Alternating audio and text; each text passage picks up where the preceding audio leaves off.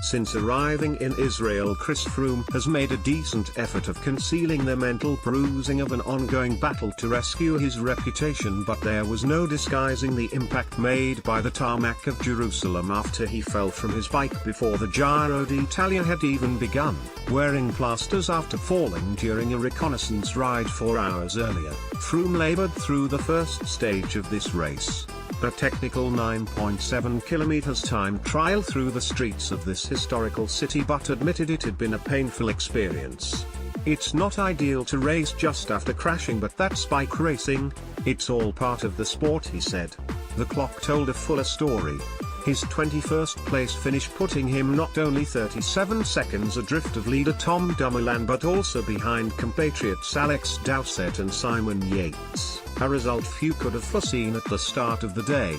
The gap is not unassailable over the next 3 weeks, as the 4 times Tour de France winner pointed out, but it was an early blow in his bid to win a 3rd successive Grand Tour. Only 2 men have managed such a feat before, the last being Bernardino in 1983.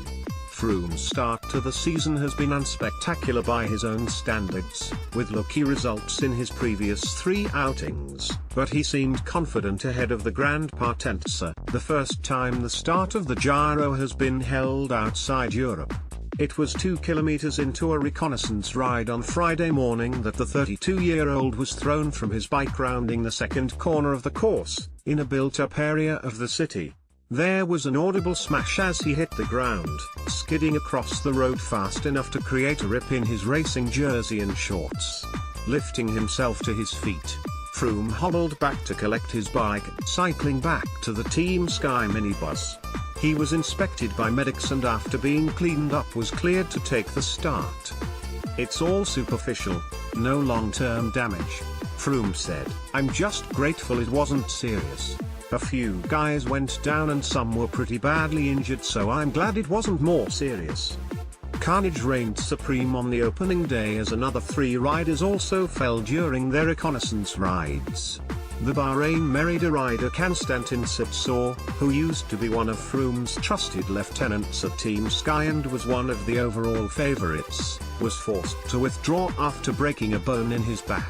Miguel Lopez of Astana, another expected to be in the mix, also crashed. It was 30 degrees by the time Froome rolled down the start ramp with the white stone of Jaffa Gate, one of the entrances to Jerusalem's Old City, providing a spectacular backdrop. Kenyan-born Froome relishes the heat, but he struggled in the first half of the course particularly. Around the second half of the route he gained some ground but not enough to significantly lift the tone of another miserable day for Team Sky. As he warmed down with team leader Dave Brailsford keeping a low profile in the background, Froome drew loud cheers and requests for autographs from spectators. He remains popular with fans here despite having failed a drug test last year, a urine sample showing twice the permitted level of the asthma drug salbutamol in his system, a finding he is appealing. Tom Dumoulin takes the pink jersey.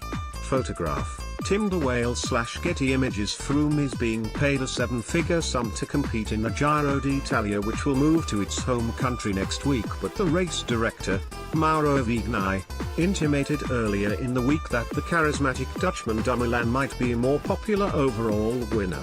The Team Sunweb rider, a world champion time trialist, put himself in the pink jersey by winning the stage in 12 minutes and 2 seconds, beating Rohan Dennis of BMC Racing by 2 seconds. Lotto Sodal rider Victor Campenaerts finished 3rd on the stage, losing out to Dennis by a few hundredths of a second. Dumoulin is defending the title here and rejected the suggestion that time trial was a dangerous course. "The course was perfect for me, very technical, and I'm good on corners on the TT bike," he said. "It was full gas, recover, full gas, recover, so it was perfect for me." Asked if he was now favorite for the general classification victory, given Froome's travails, Dumoulin replied, "It's the usual GC cliché, take it day by day, but, like the badass I am, I'm going to take it."